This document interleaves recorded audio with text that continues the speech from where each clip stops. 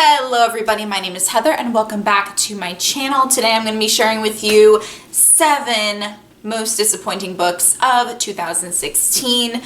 These did not necessarily come out in 2016. I believe some of them did, but it's just books that I read that didn't quite thrill me for whatever reason.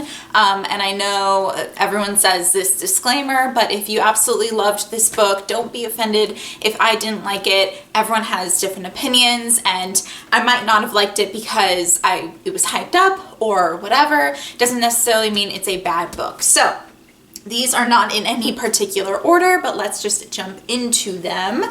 The first one is The Miniaturist by Jessie Burton. I read this more towards the beginning of the year. I thought the cover looked so beautiful. I mean, it's an absolutely gorgeous cover. It's got that like rubbery matte finish, but it was just so boring. I don't know if I'm just not into historical fiction. I mean, I don't know, like I think I like historical fiction. To me, not much happened in it. There was a little bit of that element of magical realism, I guess, because the main character is given as a wedding gift a miniature version of the home that she's moving into. The miniaturist is like giving her items for the home, but then they're like predicting the future sort of. So it's kind of like weird and interesting, but I don't know, other than that, it was just kind of like, meh. The next book is a book that did actually come out in 2016, and that is Starflight by Melissa Landers. Now, it's a young adult fiction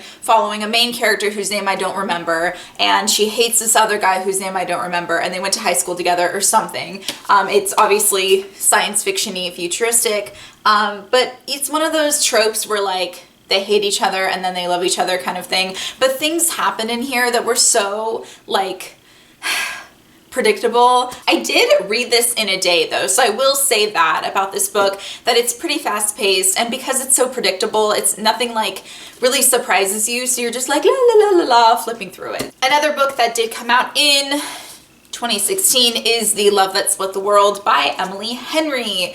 Another super gorgeous cover. Starflight has a gorgeous cover too. Like these all, I probably bought them for their covers, to be honest.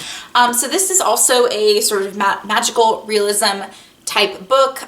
It follows a girl. She is Native American. She's been adopted by a white family and they love her very much and all of that. But she's just kind of like depressed. I don't know. I felt like she was really annoying as a character because she's like, I don't know. I feel bad saying that, but it's like there are two worlds. The whole premise of this is that she's like walking between two worlds, and there's like a boy who isn't present in her world and she's not present in his, but they can like be in each other's worlds. I don't know.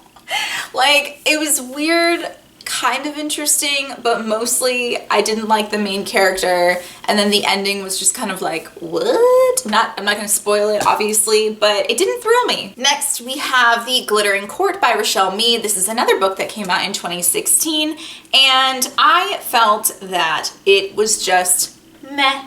I believe I do have a review up on my channel about this book, spoiler-free review. Another beautiful cover, and this was my second Rochelle Mead book that I read, and the first one being Soundless, and I think that was in my disappointing books of 2015 video. So I don't know, I guess Rochelle Mead is just not my favorite author, and I'm actually keeping this book. The others I have technically unhauled, and they are still for sale for another week or so on my Amazon store, so they're in super great condition. I just, I'm unhauling them. Any books that are unsold, by the way, I'm just gonna give to my local used bookstore by the end of the month. So anyway, I am saving this one because I do want to try the second book, because it is following a character who I actually did like in this book, because they're all going to follow different characters. I did talk a lot about the synopsis of The Glittering Court in my review, so if you want to check it out, I'll leave that link down below. Next, we have The Girl from Everywhere by Heidi Heilig.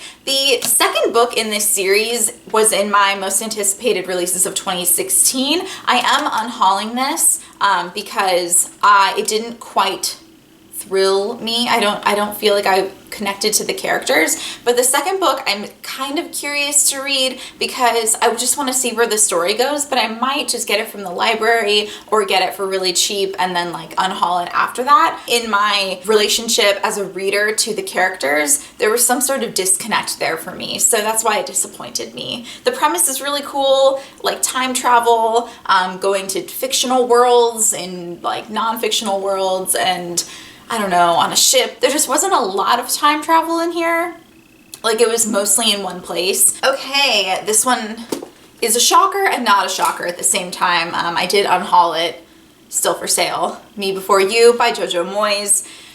I think this one was just really hyped up as a book that was gonna like break my heart or make me cry or whatever, and it did neither of those things. I just didn't connect to the characters, and I still want to watch the movie because I think that the message will be conveyed a lot better in the movie with like emotional music and the acting and being able to see it all. If I cannot connect to characters, it really makes me not like the book as much because I want to care if a character dies or if a character is in danger or whatever. Like that's what keeps you reading because you want to know what's going to happen to your beloved character. So for me, I read this because I felt like everyone was reading it and then it was just kind of like meh. The last disappointing book is actually, I don't have it anymore because it's sold. It was one of the first books that was purchased on my Amazon store, and that is Spark Joy by Marie Kondo. This is not a fiction story. It's nonfiction, kind of a companion book to The Life-Changing Magic of Tidying Up, which I loved. That's like the OG of Marie Kondo. I'm trying to be cool saying things like OG, and I don't think I conveyed that. I think I just made myself seem less cool by saying that. I purchased Spark Joy, which did come out in 2016, because it was like in hopes that it would motivate me the way The Life-Changing Magic of Tidying Up motivated me to kind of like reorganize everything and like purge everything again. But it didn't. It was just kind of like an addendum that I felt like was unnecessary. I don't know, it did answer some questions. I don't know, the only thing I can really remember is like what to do with tools, because her whole thing in the first book is only keep what brings you joy, but obviously they're gonna be like really boring things like a hammer, unless you're like a carpenter and carpentry is your passion, but like a hammer is not gonna bring you joy. You're gonna be like, oh my god, this hammer is so beautiful, but it's like, you still need it. Like you can't get rid of your hammer because you know you're gonna need a hammer. So she did address things like that. Other than that, much of it is out of my brain. I feel like I don't need it, so I sold it. Those are the books that disappointed me this year. I will be doing a best books, in my opinion, of 2016 video very soon. Yeah, I really hope you enjoyed it. If you did, please give it a thumbs up. If you like me and you feel like you can connect with me and my opinions and my tastes, then definitely subscribe. I'm so happy we hit 1,000. So thank you for subscribing if you already have, or if you just did, that's really awesome. But of course, no pressure.